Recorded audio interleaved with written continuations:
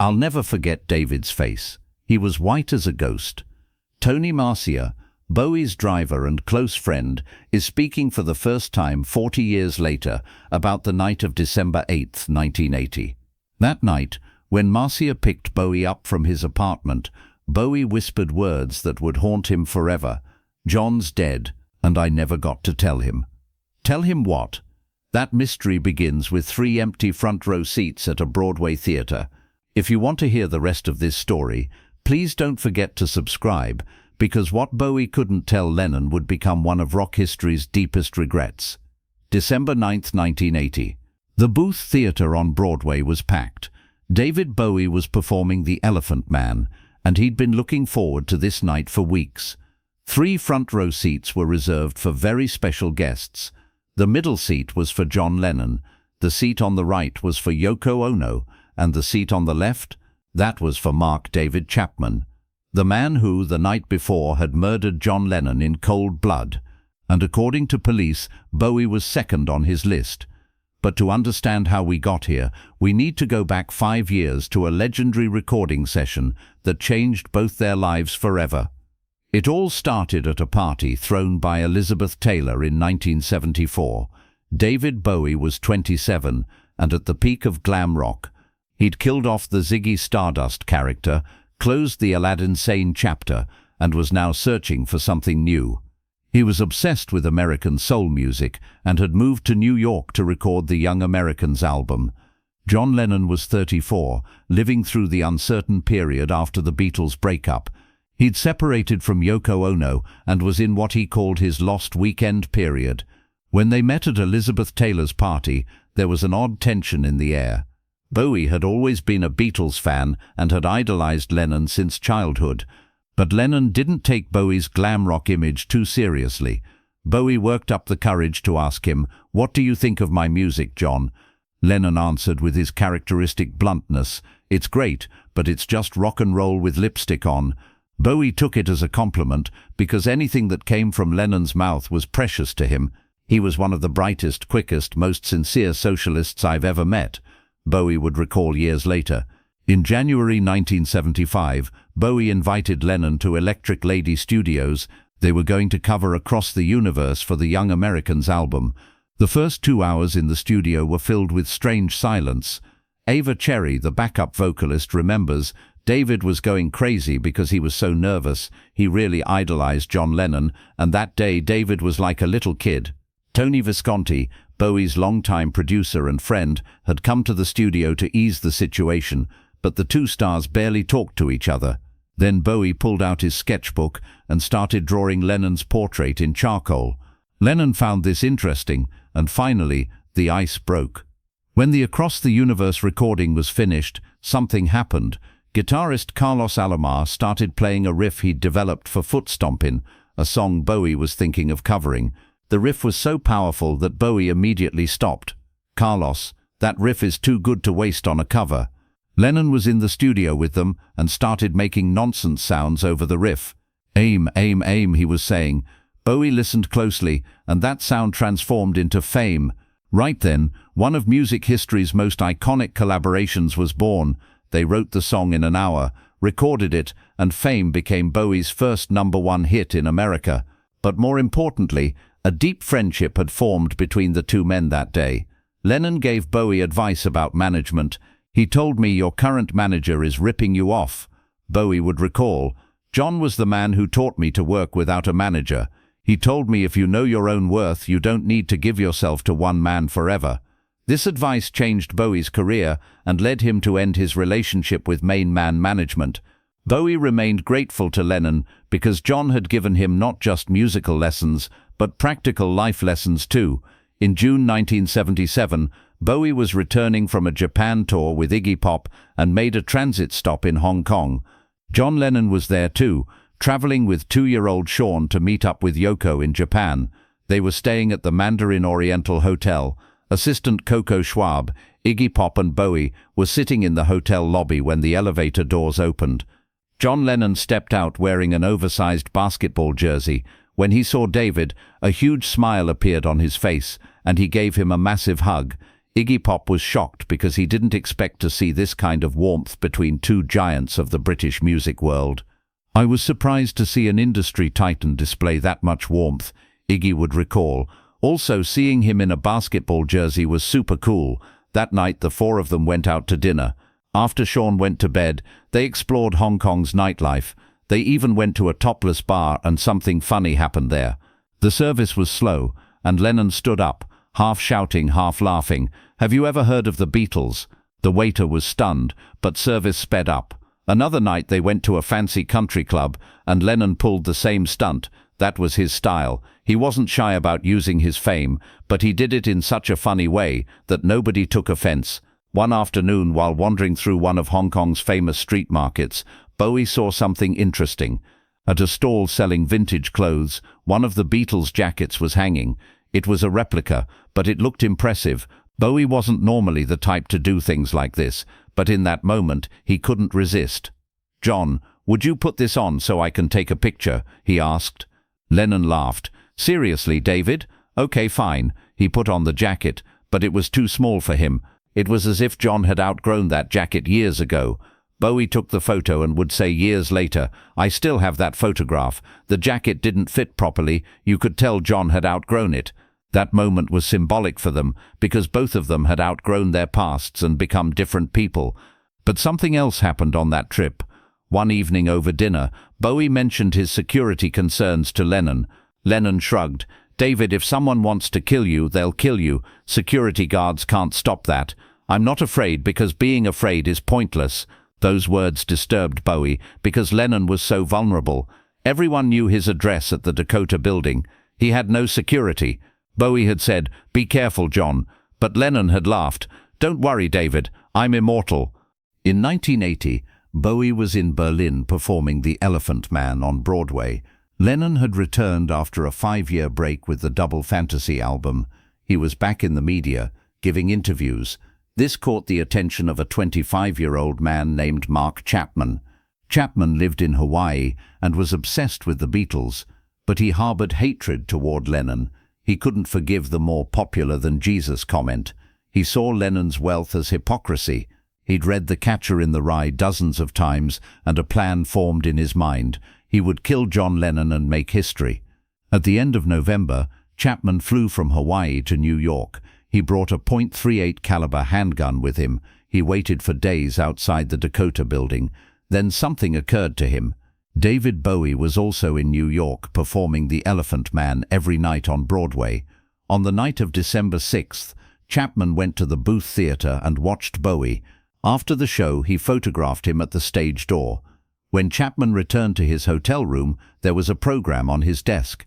The Elephant Man program, with David Bowie's name circled in black ink.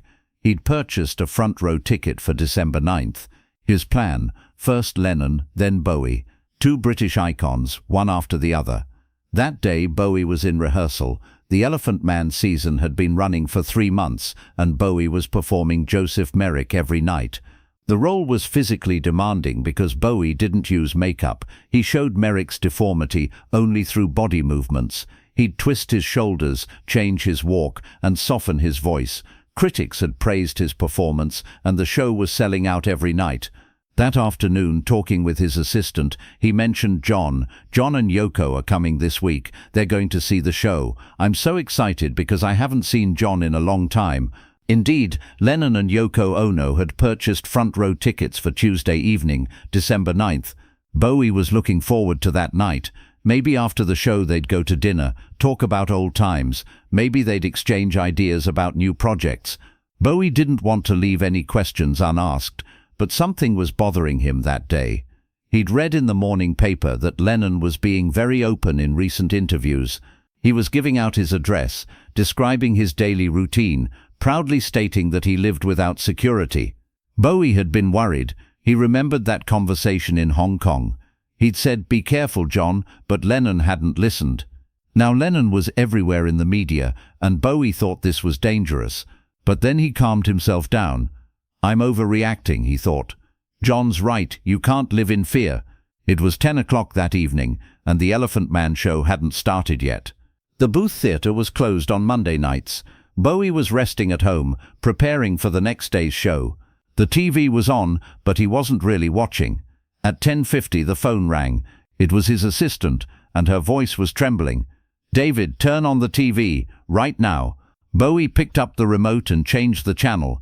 The screen showed the front of the Dakota building, ambulances, police cars, chaos. The announcer was explaining something in shock, but Bowie couldn't hear the words because his ears were ringing. Then it appeared on the screen in big letters: John Lennon shot, taken to hospital. Bowie froze. Seconds felt like an eternity. Then the phone rang again. This time it was Tony Masia, his driver and close friend. "David, John's dead. He died at Roosevelt Hospital. Yoko was with him." Bowie dropped the phone. His knees trembled and he collapsed to the floor. He put his head in his hands and cried silently. Hong Kong came to his mind. The photo he'd taken at that market. The moment Lennon laughed, saying, "I'm immortal." And worst of all, that final sentence. Bowie had wanted to say something to Lennon in Hong Kong, but hadn't been able to gather the courage. Now John was gone, and those words would remain unspoken forever. The next day, theatre management asked, "Do you want to cancel tonight?" Bowie answered, "No." John would have wanted this. That afternoon, the police came. They'd found the program in Chapman's room with Bowie's name circled. "You were the second target, Mr. Bowie." Chapman had bought a front row ticket for that night. When he walked on stage that evening, he looked at the front row. 3 seats were empty. The middle for John, the right for Yoko, the left for Chapman. Bowie looked at those seats and his heart shattered. John should have been there laughing, watching the show. But in his place there was only emptiness. Throughout the show he was on autopilot. He was saying his lines, making his movements, but his soul wasn't there. The audience noticed something was different. There was a weight to Bowie's performance, a fragility that wasn't normally there. Some people started crying because Bowie's pain was transmitting from the stage to the audience. At the end of the play, Joseph Merrick says, "Now I want to be a beautiful thing, not to be seen, but to be Seppingen." When Bowie spoke those words, his eyes filled with tears, because John was a beautiful thing too, and now he was gone. When the curtain fell, the audience stood up and applauded. But Bowie didn't hear the applause. He went backstage, entered his dressing room, and closed the door. There he collapsed and cried silently. Carlos Alomar, the guitarist they'd made fame with and his close friend, opened the door and came in. He found Bowie sitting on the floor. "Carlos," Bowie said, his voice breaking. "I never told him. I wanted to tell him in Hong Kong, but I didn't. Now it's too late." Carlos didn't know what to say. He just sat down and shared his friend's pain. 3 years passed. Bowie hadn't performed live since 1981. He worked in the studio, released albums, but stayed away from the stage. John's death had affected him deeply, and fear had gripped his life. The Let's Dance album came out in 1983 and was a worldwide success. Bowie became a mainstream pop star, but he still avoided tours. His manager convinced him, "David, your fans want to see you. You can't live in fear," like John said. So Bowie launched the Serious Moonlight Tour, 96 shows, 16 countries. The final night was December 8, 1983 in Hong Kong, the 3rd anniversary of Lennon's death, and Bowie was back in the city where he'd last seen his friend. That night at the Hong Kong Coliseum, something unexpected happened. After the regular set ended, Bowie sat at the piano. The lights dimmed and a single spotlight hit him. The audience went silent. Then Bowie started playing Imagine. His voice cracked with emotion and tears streamed down his face. The band hadn't rehearsed the song beforehand. This was pure, raw emotion. George Sims, one of the backup singers, would recall, "After that performance there was absolute silence backstage, like a sledgehammer into your chest." Before the song, Bowie told the story of the Hong Kong street market. The Beatles' jacket that didn't fit properly. John had outgrown it, he said to the audience. "We all outgrow our past, but we never outgrow friendship." That night, he finally said what he couldn't say to John 3 years earlier. Through Imagine, he spoke, and perhaps somewhere, John Lennon was listening. That Hong Kong photograph became one of Bowie's most precious possessions. He kept it in his personal collection and never showed it publicly. When Bowie died in 2016, his will specified that the photograph should go to his son Duncan Jones. Duncan donated it to the Rock and Roll Hall of Fame, where it's displayed today. Carlos Alomar, the guitarist who created the Fame riff and witnessed their friendship up close, said David was destroyed by Lennon's death. He never got over it. Every December 8th he'd go silent. I knew he was thinking about John, Yoko Ono said in a 1985 interview. David and John were as close as family. John loved David's courage, and David loved John's honesty. They completed each other. Mark Chapman is still in prison. He's been denied parole 12 times. At his last hearing in 2022, he said, "I assassinated him because he was very, very, very famous." When asked about Bowie, Chapman said, "I had a list. Lennon was first, Bowie was second, but after I killed Lennon, I couldn't do it anymore." Tony Marcia, who was with Bowie that terrible night, revealed the secret 40 years later. "David told me what he wanted to say to John in Hong Kong but couldn't. He wanted to tell him, 'You changed my life, not just as a musician, but as a human being.